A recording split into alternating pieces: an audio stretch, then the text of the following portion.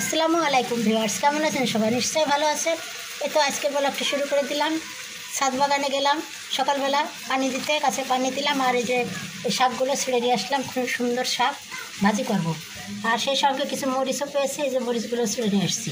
তো এই শাকগুলো কেটে দিয়ে ভাজি করব। আর এই যে সকালের নাস্তার জন্য এই যে ভুনা খিচুড়ি চড়িয়ে দিয়েছি। আতপ চাল আর মুসুরির ডাল আর মুগের ডাল দিয়ে চড়াই দিলাম। এখন পানি দিয়ে দেবো, ভেজে নিয়েছি।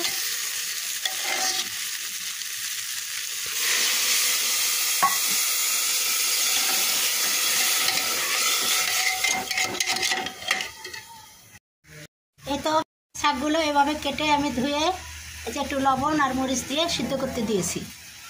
সিদ্ধ করা হলে আমি পেঁয়াজ রসুন দিয়ে ফোড়ন দিয়ে দেবো।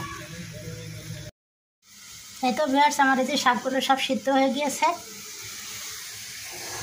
এখন এই যে পেঁয়াজ রসুন ভেজে নিয়েছি, এখন শাকগুলো এর উপরে ঢেলে দেবো।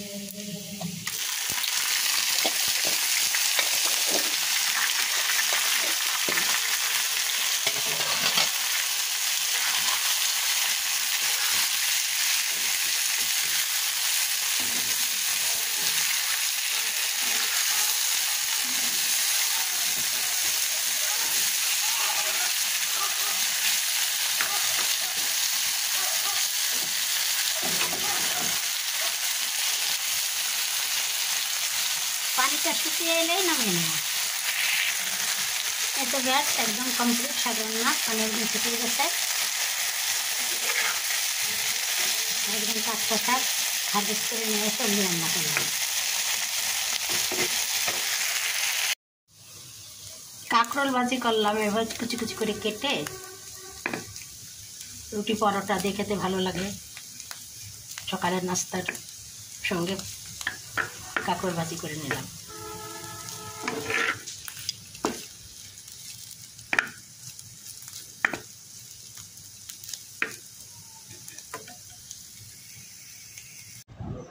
ভিউয়ার্স, এখন আমি এই মাছগুলা রান্না করব।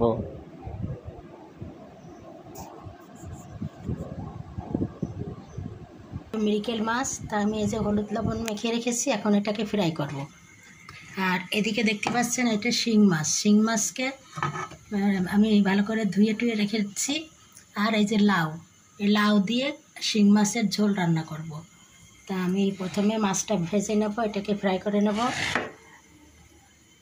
তার জন্য এই যে প্যানে তেল দিয়ে দিয়েছি, তেল গরম হয়ে গিয়েছে। এখন মাছগুলো একটা একটা করে দিয়ে আমি বাদামি করে ভেজে নেব।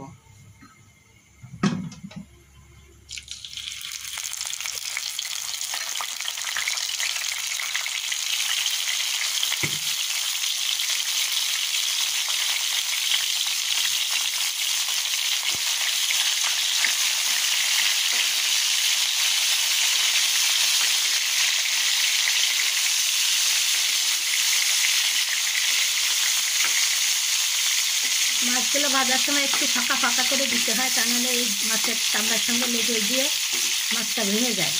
এই জন্য সামান্য একটু ফাঁকা রাখতে হয়।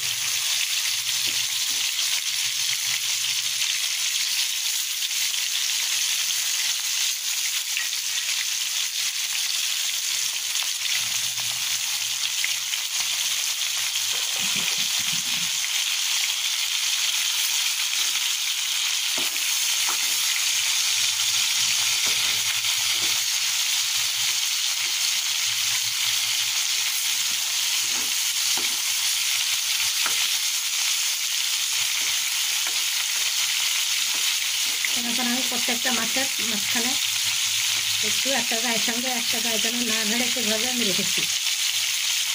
তো মাছগুলো ফ্রাই হয়ে গেলে আমি ফিরে আসছি। মাছগুলো ফ্রাই হয়ে গেছে, পেঁয়াজ আর মরিচ দিয়ে এটাকে ভালোভাবে মিশিয়ে দিলাম। খেতে খুব দারুণ লাগবে। ভিউয়ার্স, আমি এই যে লাউ এভাবে কেটে নিয়েছি, ধুয়ে নিয়েছি। এর ভিতরে মশলা, হলুদ, লবণ, একটু মরিচের গুঁড়া সব দিয়েছি। এটাকে প্রেশার কুকারে একটা সিটি দিয়ে নেবো, যাতে ঝটফট করে রান্না হয়ে যায়। এটাকে ভালোভাবে মিশিয়ে পানি দিব না, পানি বেরোবে লাউ থেকে, সেই পানি দিয়ে রান্না হয়ে যাবে। তো আমি এখন এটাকে একটা সিটি দিয়ে নামিয়ে নিচ্ছি। এখন এই যে শিং মাছগুলো কষিয়ে নেব। মাছের সমস্ত মশলা, হলুদ, লবণ, মরিচের গুঁড়া দিয়ে দিয়েছি। আর এই যে পেঁয়াজ দিয়ে দিয়েছি, একটু ভেজে নিচ্ছি। বেশি ভাজতে হবে না, একটু ভাজলেই হবে। এবার মাছগুলো ভালো করে এই যে মশলার সঙ্গে মাখিয়ে নিচ্ছি। এখন এই মাছগুলো দিয়ে দেবো।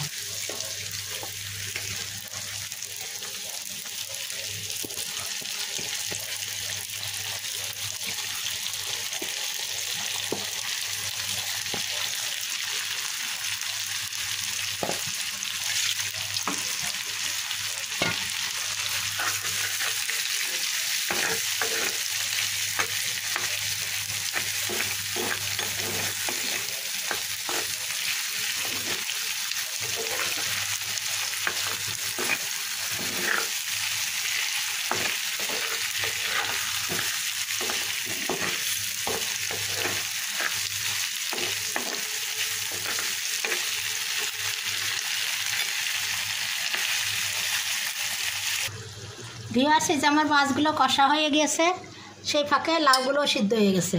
এখানে সিদ্ধ করা লাউগুলো মাছের ভিতরে ঢেলে দেবো।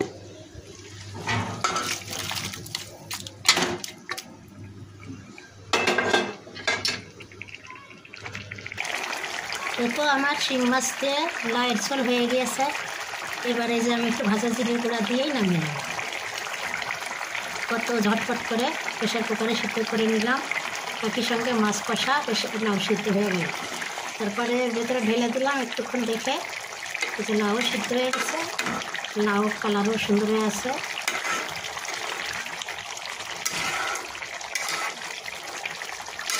কেমন লাগলো আজকে আমার রেসিপিগুলো? নিশ্চয়ই ভালো লাগলো। আর যদি ভালো লাগে থাকে তাহলে অবশ্যই আপনারা আমার চ্যানেলকে লাইক, কমেন্ট, শেয়ার ও সাবস্ক্রাইব করে আমার পাশে থাকবেন। আজকের মতো বিদায় নিচ্ছি। আল্লাহ হাফেজ।